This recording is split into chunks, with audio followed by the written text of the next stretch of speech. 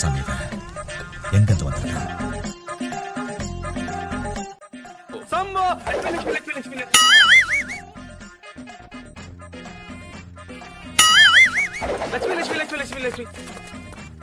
Madam, இந்த இடத்துல 10 அடியில போர் போடுங்க.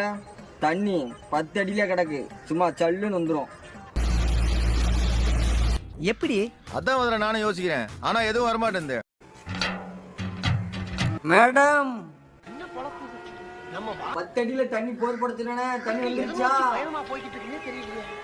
500 அடி போர் போட்டாச்சுன்னு தண்ணியே வர மாட்டேங்க. 500 அடி இல்ல 1000 அடி போர் போட்டாலும் இங்க தண்ணி வராது. உனக்கு யார் நீரோட்டம் பார்த்தா? நன்றி சொல்ல உனக்கு வார்த்தை இல்லை எனக்கு.